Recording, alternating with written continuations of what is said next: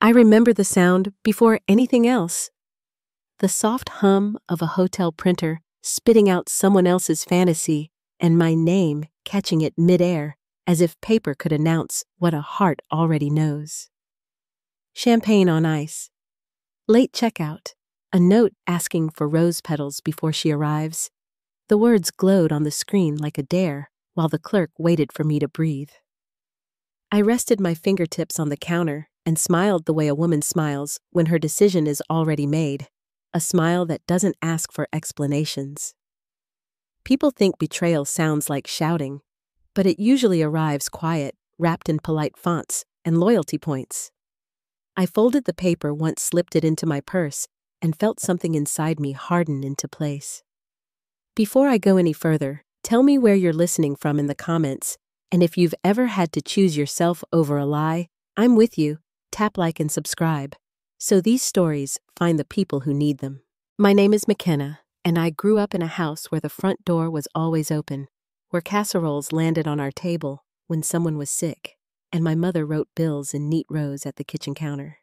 She worked hard for the small place she left me, a 2-bedroom with a lemon tree out back that still blooms too early every spring, as if it refuses to be told when to be beautiful. I met Ryan at 26 when his ambition felt like wind in a stale room, all talk of risk and hustling, the kind of energy that makes you believe in a future you can't see yet. I had a steady salary, a soft spot for big plans, and a habit of making things work. He had a talent for ideas and a talent for letting me pick up the tab. We married at the courthouse on a Friday and ate tacos in our wedding clothes, laughing with salsa on our sleeves, certain that love could stretch to fit any bill. When my mother passed, grief knocked me flat, but the house she left became a raft. I should have kept the deed in my name, but ours sounded holier than mine, so I added him without blinking. In the early years, I covered the rent and the groceries and the first month's deposit on a tiny office space he swore would change everything, and I believed him because believing is how you cross a shaky bridge. Once the business finally caught a wave, he wore success like a new suit, and people started calling him self-made in rooms where I wasn't invited, as if making a man's life steady isn't a kind of construction. Then Ella arrived with her starfish hands and sleepy breath, and every sleepless night felt like a promise worth keeping. We were the couple at the neighborhood barbecue who brought extra chairs, the family that sent thank you notes, the parents who clapped loud at school plays. From the sidewalk, our house looked like something you could frame. I kept a calendar in my phone with color codes for everything: client calls in blue, pediatrician in green, his networking dinners in gray. And I told myself that uneven seasons even out, that marriage is a ledger you balance over time. But every ledger tells the truth if you read it long enough, and mine began to whisper in ways I didn't want to hear. I noticed small things first, the way his phone tilted away when a message came in the scent of a perfume I didn't wear, clinging to a shirt he swore he'd only worn at the office, the sudden devotion to a gym he used to mock. I asked once, soft enough to let him tell the truth without breaking us, and he laughed, kissed my forehead, and called me paranoid, which is such a tidy word for making a woman mistrust her own eyes. I told myself to be patient for Ella's sake, reminded myself that stress makes people strange, that growth comes in lurches and late nights. Some mornings, I'd stand in the doorway of her room before she woke, watch the way she dreamed, with her mouth open, and promise to keep the air settled around her. The night the email landed felt ordinary until it didn't. I was measuring flour for pancakes when the notification lit my phone, a chirp I could have ignored if not for the subject line that used his last name and my account, as if the two were the same. I wiped my hands and opened it, standing in my kitchen with a mixing bowl, and the hotel's cheerful confirmation might as well have been addressed to my past self, the one who thought loyalty was a currency that only ever appreciates. King Sweet. Champagne. A note to please prepare rose petals before she arrives. I stared at the screen, the batter thickening while my heart went thin, and understood that the home I built had a door I hadn't seen him walk through. I saved the email set down the whisk and told myself breakfast could wait because somewhere in this city, a printer would be humming, and I was done letting other people decide what gets printed with my name on it. The morning after the email, I poured coffee like any other day, but the cup trembled in my hand when I remembered the rose petals and champagne typed so neatly in black and white. I had always told myself the small oddities were stress-long work hours and a man who carried ambition like armor. Yet my mind replayed the moments I had brushed aside perfume clinging to his shirt that didn't belong to me, the way he tucked his phone against his chest when a message arrived, the sudden change to evening workouts when he had never cared for the gym before. Each one felt like a pebble I had carried in my pocket, too small to notice alone, but together, they weighed down every breath. I asked him once, half hoping he would meet me with honesty, half knowing he wouldn't. His eyes flicked with irritation, then smoothed into the same rehearsed calm he used in board meetings, calling me paranoid before pressing a kiss to my forehead, as if affection could erase suspicion. I let it go, though my chest burned because Ella was asleep down the hall, and the thought of cracking her world apart over a hunch felt unbearable. Instead, I swallowed the unease like medicine bitter, but hidden, convincing myself it would keep the peace a little longer. But peace is fragile when trust is missing. It shattered 2 weeks later when Harper called, her voice clipped with both pity and anger. She had been at a bar downtown with coworkers when Ryan walked in with the woman I would later see on his arm in that hotel lobby. They weren't subtle, Mac Harper said, her tone heavy with the weight of truth I had tried not to face. It wasn't business. She had her hand on his leg. I thanked her, my throat so tight I could barely force out the words. Then lay awake for hours staring at the ceiling while Ella breathed softly down the hall. Every sacrifice I had made replayed in my mind like a cruel film reel. I saw the years I had paid every bill, the inheritance I had shared, so he could walk taller the nights I defended him to family when they whispered doubts about his endless networking dinners. I had trusted him with my name, my home, and my future, only to find myself holding the evidence of my own betrayal. It wasn't only the marriage he had betrayed.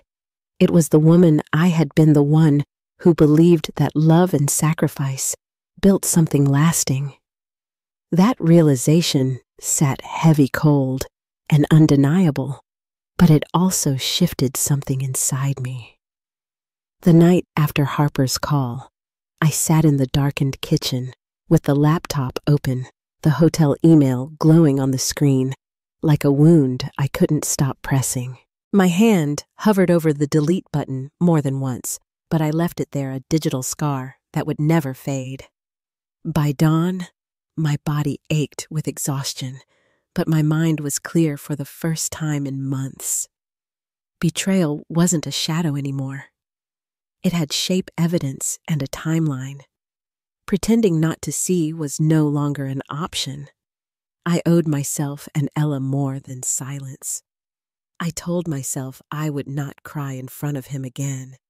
Not when he stumbled through the door with weak excuses.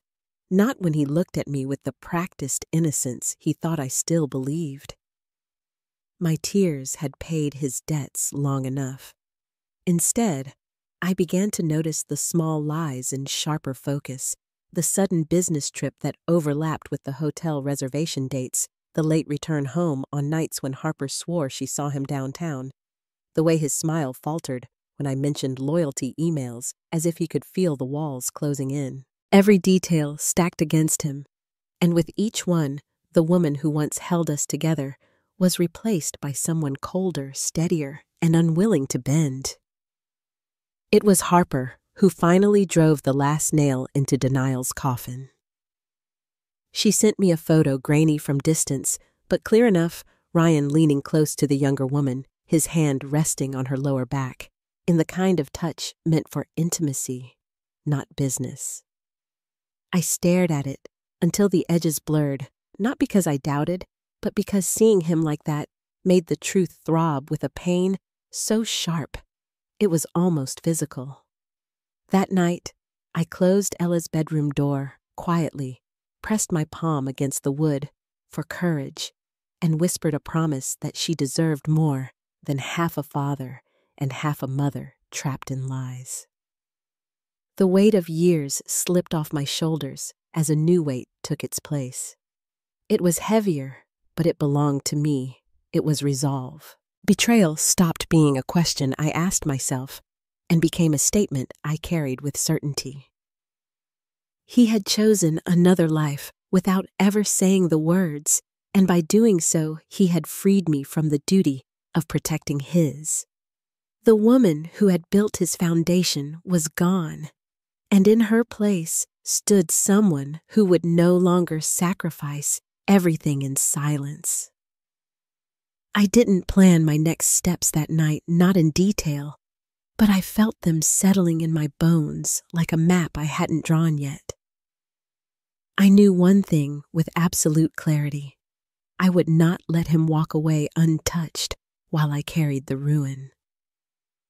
For years, I had been the soft place he fell, the steady hand that cleaned the wreckage of his mistakes. Now, it was his turn to stand in the ruins, and I would make sure he knew exactly who had handed him the match. As I turned off the kitchen light and climbed the stairs, I paused outside Ella's room again, listening to her gentle breathing. She was the reason I had endured so much, and now she would be the reason I endured no more. When Ryan's betrayal finally faced daylight, I would not shield him. I would shield her and myself and the life we deserved to build without him. And as I slipped beneath the covers that night, one final thought carried me into sleep. The storm was coming, and this time I would be the one holding the thunder. Nights turned into long stretches of silence where I lay awake, staring at the ceiling and listening to the faint tick of the clock down the hall. The sound felt like a reminder that every second I stayed quiet was another second stolen from me. I moved through the days as though nothing had changed, cooking Ella's meals, answering client calls, folding laundry in the same rhythm as always, but the inside of me told a different story. It was a place filled with quiet pain where each memory of Ryan's betrayals pressed down heavier than the last. I kept my voice steady when Ella was near. Her questions were always simple. "What's for dinner? Will you braid my hair? Can we go to the park?" And I answered them with a smile. But when she wasn't looking, I found myself holding the back of a chair or leaning against the counter just to stay upright. I never thought of myself as fragile, yet the lies that filled my home had a way of hollowing me out. I didn't want my daughter to see that emptiness, so I swallowed it, carrying it silently from room to room. Ryan moved through the house with the ease of a man who believed his secrets were still hidden. He kissed Ella on the forehead, complimented the dinner I made, left his shoes by the door, as if everything was normal. He didn't know that I watched the way his phone stayed face down on the table, or how he jumped at the sound of a message pinging. Every gesture that once felt ordinary now looked like a mask. I wondered how many years I had ignored those masks because I wanted to believe in the man beneath them. It was hardest at night when the house finally quieted. I would sit in Ella's room after she fell asleep, smoothing her blanket over her small frame and watching her chest rise and fall. She was still so little too young to understand that sometimes love isn't enough to keep a family safe. I whispered promises I wasn't sure how to keep, that I would protect her, that she would not grow up in a house built on lies, that I would be strong even when I felt like breaking. She never stirred, but I spoke the words anyway because I needed to hear them myself. There were moments when I nearly confronted him when the words pressed against my teeth and begged to be released. I imagined slamming the hotel receipt onto the kitchen counter, or calling him out when he claimed another late meeting. But each time, I thought of Ella. I thought of her walking into a storm of shouting, of her eyes wide with confusion, and I kept the storm contained inside me. The silence felt like poison, but it was mine to drink until I found another way forward. Harper checked in, often her voice steady, but threaded with worry. She told me I didn't deserve this, that no woman who had carried a man's burden so long should ever be left to carry betrayal alone. I agreed with her in my heart, but saying it out loud still felt like opening a wound too wide. I thanked her for caring, for seeing me, and then I tucked my phone away before Ryan could ask who I had been talking to. Protecting myself meant layers of secrecy I had never wanted, but they were the only shields I had. One evening, I sat at the dining table after Ella went to bed, the same table where we had celebrated birthdays and anniversaries. I ran my fingers along the wood, remembering candlelit dinners and the sound of laughter echoing off the walls. Those memories used to comfort me, but now they felt like ghosts haunting me with what I thought we had built. I stayed there until the clock struck midnight, my hands folded, my chest aching as if waiting for some unseen signal to tell me what to do next. The hardest part was the pretending. Smiling at neighbors, answering questions about Ryan's business, showing up to school events with both of us standing side by side as though our lives were untouched. I saw the way people admired him, how they praised his ambition, unaware of the cracks beneath the surface. Each compliment cut deeper because I knew the truth they didn't. My silence became its own performance, one I despised, but couldn't end, not yet. I found myself remembering my mother more often in those weeks. She had been practical, sharp, and unwavering when it came to protecting the people she loved. She never allowed herself to be taken for granted. And she had warned me once, long before Ryan and I married, that love should never cost a woman her sense of self. At the time, I brushed it aside as cautious advice, convinced that my story would be different. Sitting in that house, holding evidence of Ryan's deceit, I realized how much of myself I had given away and how little I had left. There were nights when the tears came silent and steady, and I let them fall only when I knew no one could see. I didn't sob loudly or call out for comfort. I simply let the grief run its course like rain on a window pane. It wasn't just about Ryan. It was about every year I had fought to hold us together, every dollar of my inheritance I had trusted him with, every dream I had set aside so his could take root. The betrayal wasn't just a wound, it was an erasure of the sacrifices that had built his success.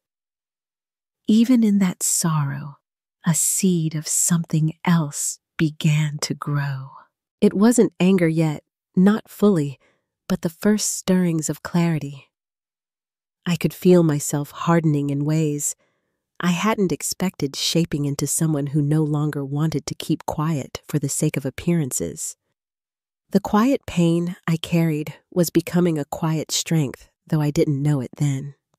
I only knew that I couldn't continue this way forever. Ryan never noticed the shift. He came and went, smiling at Ella, tossing me distracted compliments, pretending our life was still the picture it had once appeared to be. He didn't see that I had stopped laughing at his jokes, or that I no longer leaned into his touch. My silence wasn't compliance anymore. It was the gathering of breath before a storm. And while he slept easily at night, I stayed awake, planning the moment I would no longer swallow my doubts. The days blurred together in that uneasy balance. I played the part of the steady mother, the dependable wife, but beneath it all, I carried the weight of truth alone. That weight grew heavier with every glance at the hotel email tucked safely in my folder, every memory of Harper's voice telling me what she had seen. I lived in the quiet ache of knowing, the quiet fear of breaking, and the quiet determination that I would not carry this burden forever. What Ryan didn't know was that silence can only hold so much before it breaks wide open, and when mine did, it would change everything. The morning I finally acted began like any other. I packed Ella's lunch, tied her shoes, and kissed the top of her head as she headed off to school. But underneath the ordinary rhythm, my decision had already been made. The quiet suffering of the past months no longer served either of us. It was time to stop waiting for Ryan's lies to consume me. It was time to move. I didn't storm into his office or shout across the dinner table. Instead, I drove to the bank as soon as it opened, my hands steady on the wheel, my jaw set like stone. I walked in wearing black slacks and a pressed blouse, my hair tied back so no one could mistake me for a woman on the verge of falling apart. The clerk recognized me from years of deposits and transfers, and when I asked to freeze our joint account, her eyes flickered in surprise. And I'd like my inheritance account moved to a separate portfolio under my name. Only, I added. My voice was calm but final, leaving no room for negotiation. Within an hour, what was once ours became mine alone, shielded from his reach. By the time I returned home, I had already called a locksmith. The man worked quickly, changing the locks, while I bagged Ryan's clothes into black plastic liners in the garage. Each shirt and tie carried with it another memory of dinners explained away as networking and late nights framed as business. I stacked the bags neatly in the corner. He would find them waiting, stripped of the privilege of a key to our front door. When the last bolt slid into place, the locksmith handed me the new keys, and for the first time in a long while, the house felt like mine again. That afternoon, I sat across from a divorce lawyer, a sharp woman named Angela Morrison, who spoke with the precision of someone used to winning battles most people never saw. I handed her the hotel email screenshots Harper had sent me and my financial records showing how I had carried Ryan through the years. She studied them carefully, her expression tightening with satisfaction. "You've got him boxed in," she said finally. "Custody, assets, everything. He'll fight, but you're holding the match and the fuel." For the first time, I didn't feel like prey circling a predator. I felt like the architect of his undoing. That night, after Ella had fallen asleep, I sat at her bedside and kissed her forehead. Her eyes opened briefly, hazy with dreams. "Mommy, why was Daddy gone so long yesterday?" My throat tightened, but I forced myself to answer with honesty, softened for her age. "Daddy made choices that hurt us, sweetheart. But you and I, we're going to be okay. Better than okay." She nodded, as though she understood more than I wanted her to, and hugged me tightly. That embrace sealed my resolve. I wasn't just doing this for myself. I was doing it for her. The next morning, Ryan showed up at the house, his knock loud enough to rattle the glass. From the upstairs window, I watched him tug at the handle, confusion twisting his face when the lock refused him. I cracked the window just enough for him to hear me. "What the hell, Mac? My cards aren't working. Why are the locks changed?" His voice carried a mixture of anger and disbelief, as though the world was betraying him for the first time. I leaned out slightly, my tone calm and deliberate. "Because you don't live here anymore. The money is mine. You lost that right when you walked into that hotel." His jaw clenched, his fist slamming against the door. "You can't do this. That money is ours. The house is mine." I cut in my words sharp. "The deed is in my name. The inheritance is mine. You brought nothing but lies." His face twisted with rage, but I didn't flinch. "You're making a mistake," he spat. "You think you can just erase me?" I let a slow, cold smile spread across my face. "I'm not erasing you, Ryan. I'm exposing you. There's a difference." He stormed off, shouting that I would regret this, his car peeling out of the driveway with the screech of tires. But as I watched the taillights disappear, I felt nothing but certainty. That night, I sat at the kitchen table with my laptop open, spreadsheets organized, and lawyers' emails starred each step mapped with precision. I had spent years managing his chaos, shielding him from the consequences of his recklessness. Now I was done carrying the burden. This time, I would make sure he carried every ounce of it himself. Word of his unraveling began to spread faster than I imagined. By midweek, Harper texted me that he had tried to book a flight only for his card to be declined. "He looked like he wanted to die," she wrote, and I smiled quietly into my coffee. For years, he had swiped without checking balances, certain that money flowed freely because I made sure it did. Now every transaction was a reminder that the well had run dry. Then came the mistress. She called me one evening, her voice stripped of the smugness I remembered from the hotel lobby. "Look, I didn't know he was married," she said, her tone shaky. "He told me you were separated." I laughed softly, not with humor, but with disbelief. Separated. He was very much married when he used my email to book your little getaway. She fell silent, then whispered, "He promised me he'd take care of everything. He said the business was thriving." I didn't soften my response. "Then let him take care of you. He's all yours now. Enjoy the debt, the bills, and the reputation of being his side piece." Her muffled sob came through the line before she hung up. I set the phone down with a calmness that surprised me. For the first time, I didn't feel wounded by her existence.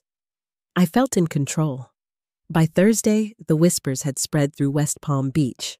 Acquaintances texted asking if the rumors were true, if I had really caught him with another woman. I didn't confirm or deny. I didn't need to.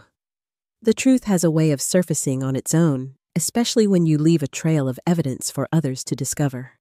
I slipped a screenshot here, a forwarded receipt. They're never enough to look intentional, always enough to spark the right whispers. It didn't take long for his reputation to start fraying for the golden boy image he clung to so tightly to unravel thread by thread. His business partners began to notice. One of them, a man named Cole Jennings, called me directly. His voice was careful, almost apologetic. "Look, McKenna, I don't know what's going on, but Ryan's missing meetings, blowing deadlines.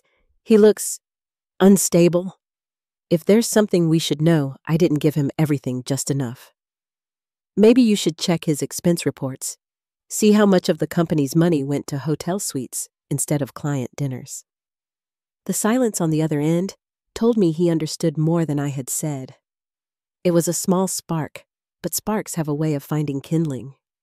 By the weekend, even his family had begun to ask questions. His father, who once toasted him at our wedding as the man who would carry the family name, proudly called me in a hushed voice. "Tell me it isn't true, Mac," he said. "Tell me he didn't do this." I didn't soften the blow. "It's true. Every word. Your son cheated, lied, and thought he was untouchable." The silence that followed was heavy, punctuated only by the weight of a father realizing his son was no longer the man he thought he raised. As I hung up, I realized the tide had turned completely. The same people who once praised Ryan for his ambition and charm were beginning to step back to see the cracks he could no longer hide. He had thought I would suffer in silence, but silence was no longer mine to carry. Each step I took, freezing accounts, changing locks, leaking proof, was more than defense. It was transformation. I was no longer the woman begging for honesty. I was the woman rewriting the story he thought he controlled. And soon, he would learn just how much of that story I had left to tell. By Sunday afternoon, my phone had already filled with messages from Ryan. Each one sounded more desperate than the last, a mixture of apologies and half-formed explanations. I ignored them all, busy folding laundry in the quiet hum of the house. When his sister called to invite me to a family dinner at their father's home, I knew exactly what it was. Ryan wasn't strong enough to face me alone. He wanted an audience, a setting where he could spin the story into something that made him the victim. I agreed anyway, because sometimes the best place to break the silence is in the room they prepare for you. That evening, I drove over with my purse resting on the passenger seat and my phone charged with every piece of proof I had saved. When I stepped inside, the scent of roasted chicken and herbs filled the dining room. His parents, siblings, and even a few cousins sat around the long table, their faces tight with anticipation. At the head of the table, Ryan sat dressed carefully, a clean shave and an uneasy smile that told me he had rehearsed every word. "McKenna," he said warmly, too warmly, "I'm glad you came. We need to clear the air." I slid into a chair, crossed my legs, and rested my purse on my lap. "By all means," I answered, "clear it." He launched into a speech about mistakes, about being human, about how I had misunderstood things and told stories that made him look worse than he was. He glanced around the table, trying to build sympathy with each word, but I cut him off. "Stories?" I asked, my voice steady. "Would you like me to show them what you call stories?" Murmurs stirred across the table. His mother shifted uncomfortably. His father's jaw tightened. I took my phone from my purse, mirrored the hotel confirmation onto the flat screen mounted on the wall, and watched as the words filled the room. His name, the suite, the champagne, the rose petals. Gasps followed. His sister covered her mouth. His cousin whispered something under her breath, and his father stared hard at him, waiting for an answer. Ryan's face went red. "McKenna, stop this," he said sharply, but I remained standing, my voice cutting through his protests. "Stop while you humiliated me in public in front of strangers. Tonight, your family deserves the truth too." His father slammed his hand on the table. "Is this true?" he barked, and the room froze. Ryan opened his mouth, searching for words, but all he managed was, "It was a mistake. One mistake." I stepped closer, leaning just enough to let my voice reach every ear. One mistake doesn't last for months. One mistake doesn't leave receipts for champagne and hotel rooms. One mistake doesn't look you in the eye and call you paranoid. The room fell into silence so heavy that even the ceiling fan seemed louder. His sister spoke first, her voice trembling with disappointment. "You let us defend you while you were out doing this." His mother's eyes brimmed with tears. His father leaned back, shoulders stiff, his glare enough to strip away what dignity Ryan had left. I let the moment stretch, then straightened, and said for everyone to hear, "Do you want to know the best part?" He booked those rooms using my email, so every loyalty point went straight to my account. Thanks to him, my next vacation will be free. The reaction rippled across the table, gasps, a few nervous laughs, a curse muttered under someone's breath. Ryan pushed back his chair, muttering that he wouldn't stay to be attacked, and stormed out of the room. I gathered my purse, calmly, looked at his father, and said, "I'm sorry you had to hear it this way, but I won't cover for him anymore." His father only nodded, eyes grim, his silence a verdict in itself.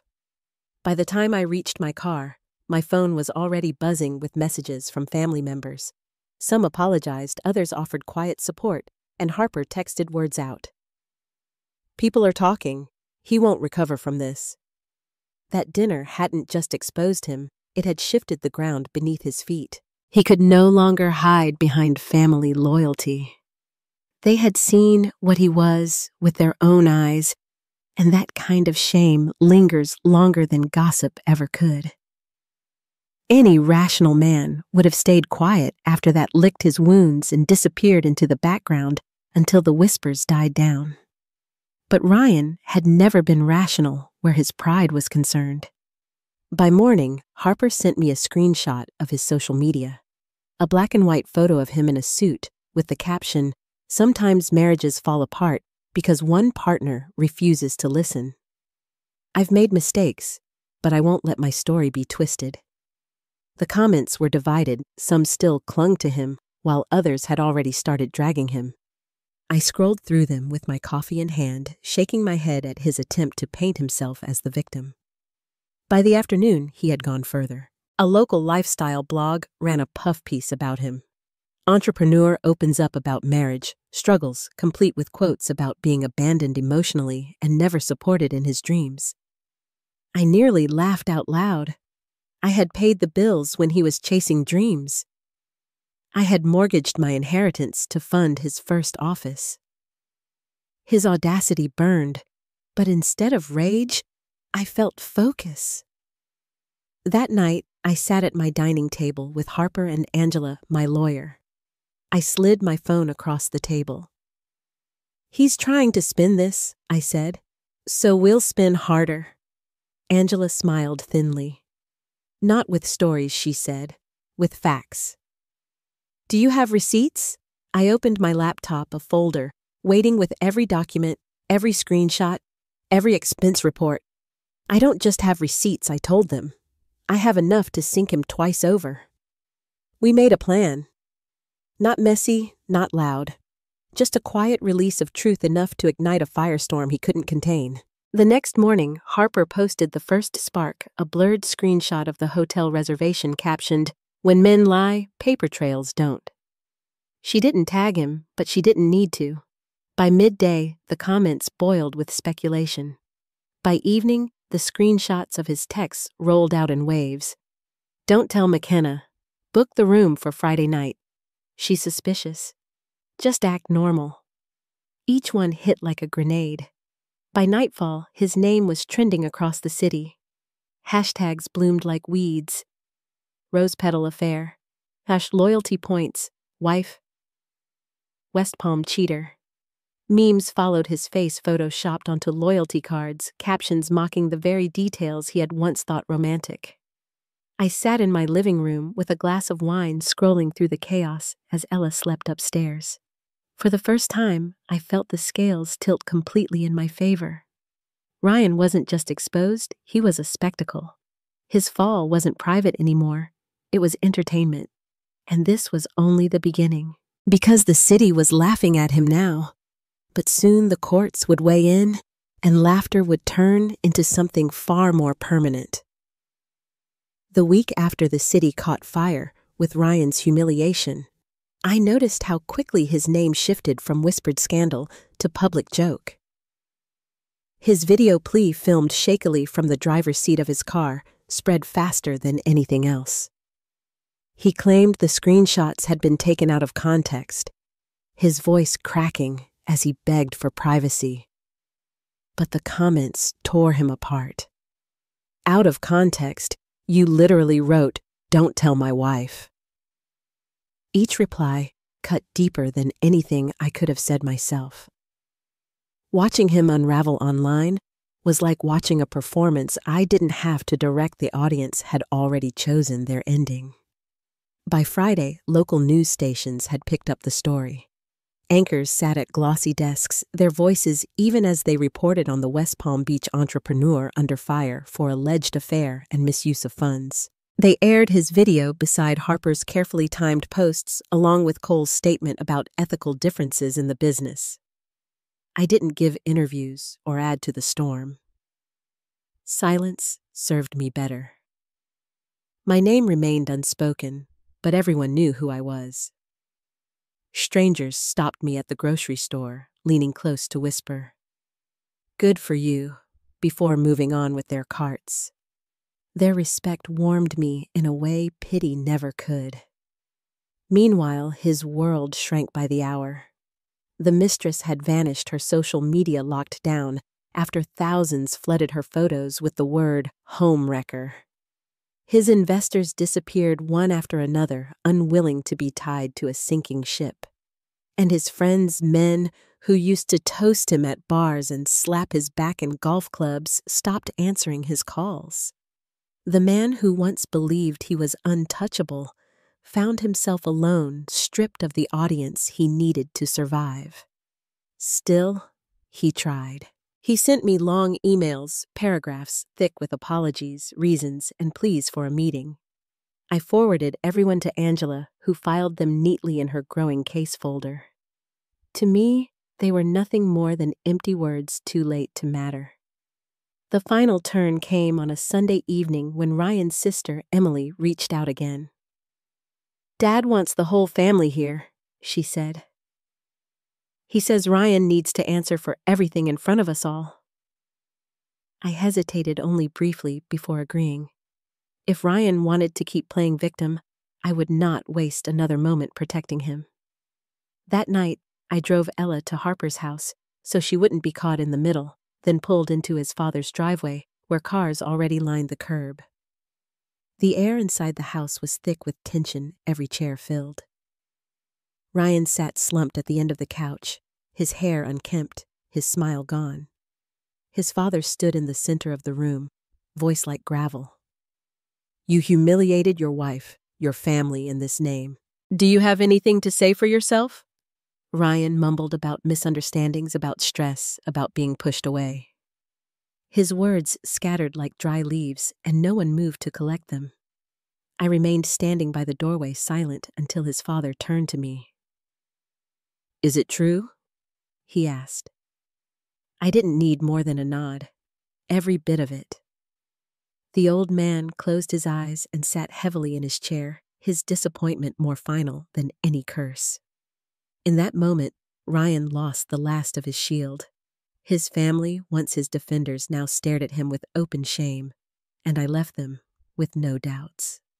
The fallout deepened the next morning when Cole released a second statement, this one mentioning inconsistencies in company accounts under Ryan Sullivan's management. The line was short, but devastating.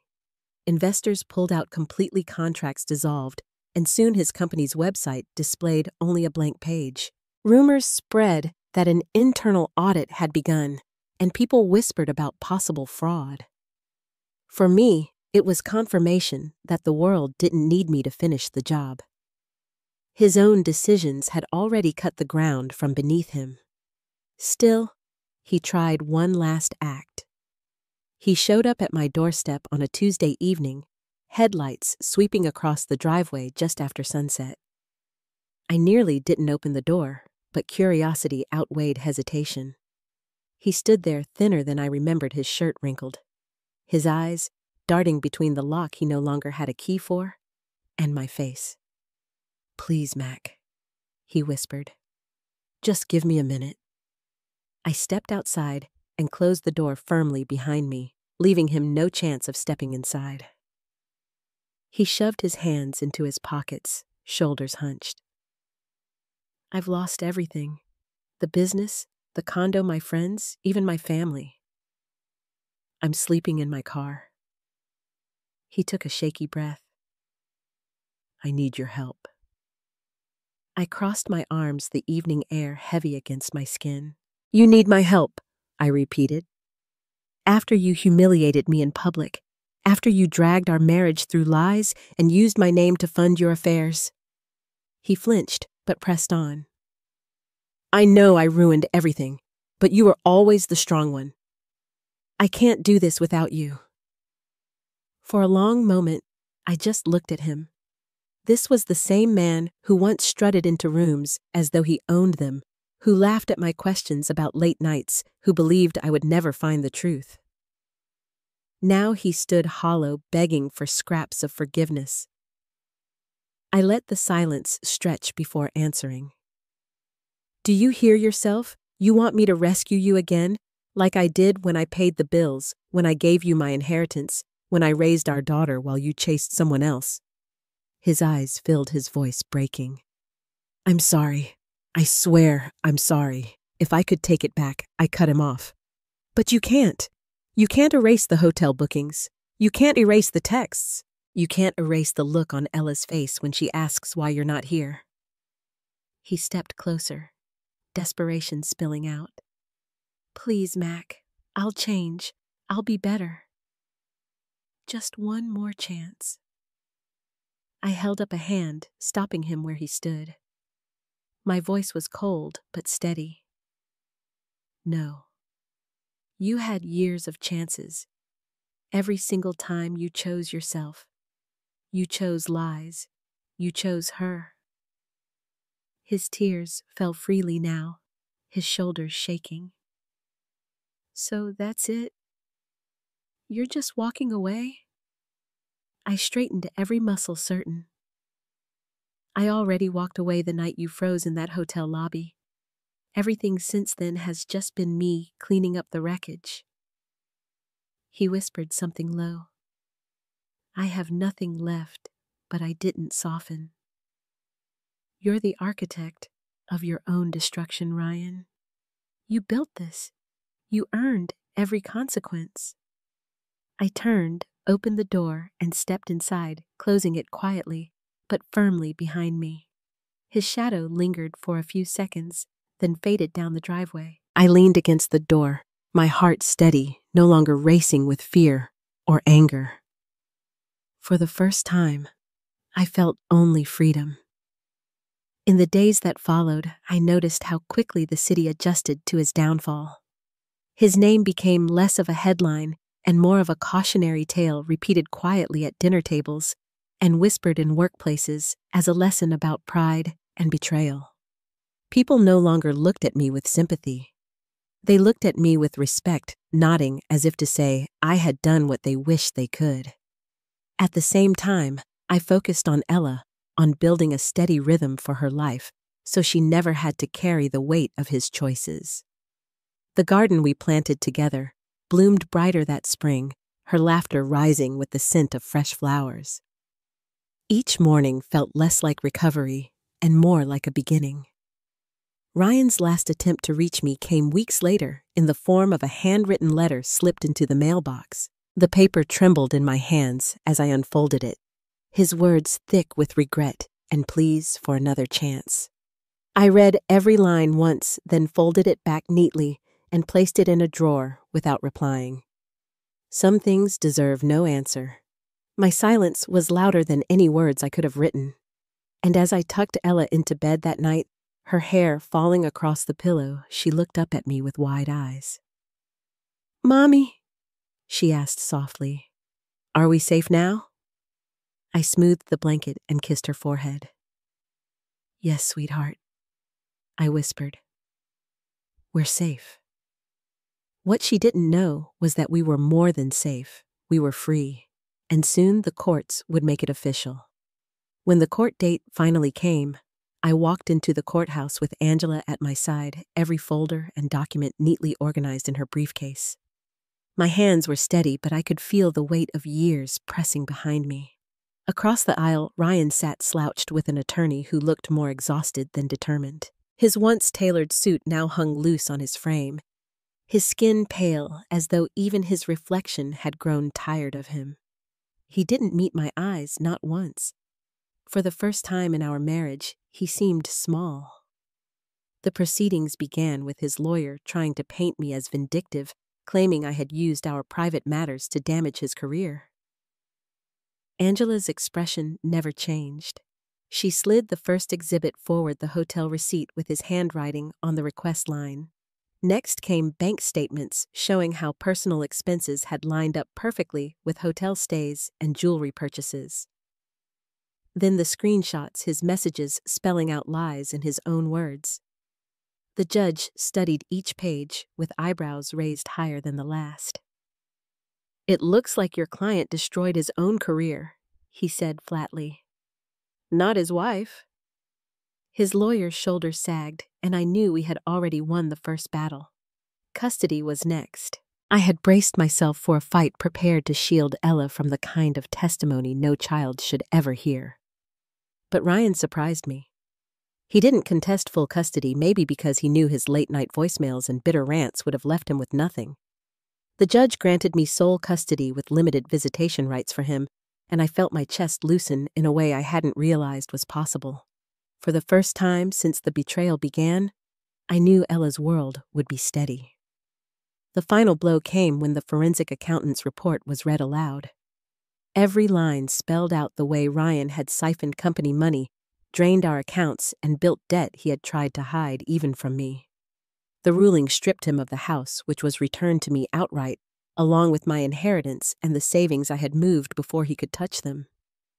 His business, already collapsing, was referred for further investigation into fraud. On top of it, the judge awarded me spousal support, not because I needed it, but because the law recognized the years I had carried his weight. When the gavel struck, the sound was sharp, echoing like thunder through the courtroom. Ryan slumped in his chair, staring at the table, his lips pressed thin. It was the silence of a man who had run out of ground to stand on. That evening, my phone rang. It was his father, his voice heavy but calm. "You don't need to explain," he said. "I've seen the papers. I've seen the statements. I'm ashamed that my son could do this to you, to our family." I stayed quiet, letting the weight of his words settle. "He's cut off," the old man continued. "Financially, emotionally, everything. He's no longer welcome in my house, but you and Ella always will be." My eyes stung, not from sadness, but from the relief of knowing I no longer carried the burden of keeping up Ryan's image for his family's sake. The mask had been stripped away, and the truth had done what I couldn't. In the days that followed, the ripple effect grew. His siblings turned their backs one by one. Emily posted publicly on social media, her words plain: "Blood doesn't excuse betrayal." I stand with McKenna. The comments poured in many from women who knew me, others from strangers who had followed the story online. Meanwhile, the mistress tried to slip into silence, but screenshots have long memories, and her name circled through hashtags until clients began calling for her resignation. Within a month, she was gone from the city, her reputation burned alongside his. I should have felt triumphant, and in some ways I did, but the deeper feeling was freedom. Every account I had secured, every document I had filed, every lock I had changed, they weren't just acts of revenge, they were reclamation. Piece by piece, I was taking back what I had given in trust, and it felt less like vengeance and more like balance finally restored. The final notice came quietly tucked into my mailbox in a plain envelope: foreclosure proceedings on his condo.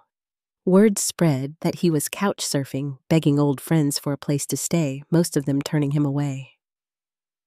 He had gone from handshakes in country clubs to whispers in back rooms, a man carrying the ruins of his choices like a permanent stain. I stood one evening in my kitchen, the golden light of sunset spilling across the counter, watching Ella color at the table. Her laughter floated through the room, light and steady, and I realized how far we had come. Our home was safe. Our life was steady. And Ryan's world, once built on lies and arrogance, had collapsed in on itself. I didn't have to chase his downfall anymore. It was complete, undeniable, and permanent. And yet I knew there was still one moment left, one final reckoning that would bring the story to its close, because sooner or later, Ryan would try again. He would come back not with lawyers or headlines, but with his last shreds of pride, asking for something he no longer deserved. I was ready for that moment, and when it came, my answer would be the last word he ever heard from me as his wife. When the dust finally settled, the silence in my home felt different. It wasn't the heavy, suffocating quiet that had followed Ryan's betrayals, but something lighter, peaceful, in a way I hadn't known for years. The locks on my doors no longer felt like barriers against him, but shields of safety for Ella and me. I woke each morning to the sound of her laughter, not to the weight of unanswered questions or the smell of perfume that wasn't mine. I poured myself into rebuilding a life on my own terms. My consulting work flourished once I no longer carried his chaos. And with each new client, I felt proud to put my name on contracts he had once overshadowed. The house secured in my name slowly transformed. Fresh paint, brighter curtains, a small garden out back where Ella and I planted flowers on Saturday mornings, it became more than shelter. It became proof that survival can be turned into something beautiful. From time to time, whispers about Ryan reached me. That he drifted from couch to couch, that his father no longer took his calls, that he picked up shifts at a bar just to scrape by. Once hearing such things might have stirred pity in me, but now I let those words pass without weight. His life had become its own punishment, and mine had become my reward. The people who once praised him began to nod toward me. Instead, their voices softened with respect. Women stopped me in grocery store aisles, leaning in just enough to say, "Good for you," before walking on. It wasn't approval I craved, but it reminded me that silence never protects us the way truth does. My dignity wasn't restored by their words. It had been restored the moment I stopped hiding his lies. Ella grew brighter in that freedom. At first, she asked why her father wasn't home, why he didn't come to dinners or school plays. Each question pressed against my heart, but I answered honestly, gently, never more than she needed to know. In time, her questions faded, replaced by dreams of the future. She told me she wanted to be strong like me, and that was when I knew I had done the right thing. She didn't need a perfect family picture. She needed a mother who chose truth over appearances, strength over silence. Looking back, I realize betrayal doesn't begin the day you catch someone. It begins in the small moments you excuse the doubts you push away because you love too much to face them. And justice doesn't arrive with shouting or revenge. It comes quietly, step by step, when you decide your worth is no longer negotiable. What Ryan lost was built on lies. What I kept and what I built anew was made of truth, and truth doesn't crumble. I no longer waste energy on anger. The garden blooms, the house holds laughter instead of slammed doors, and my nights end with peace instead of restless questions. Freedom, I've learned, isn't about punishing the one who hurt you. It's about reclaiming the life they thought they had the right to take. As the sun sets each evening, I sometimes step onto the balcony with a glass of wine, watching the sky shift from gold to pink. Ella hums inside as she colors her voice soft and steady. And I remind myself that the woman I was broken, doubting, silenced is gone. What remains is a woman who knows her own worth and a daughter who will grow up knowing the same. Before we close, I'd love to know what part of this journey spoke to you most deeply. Share your thoughts if you'd like, and remember, sometimes the hardest endings are the ones that finally set us free.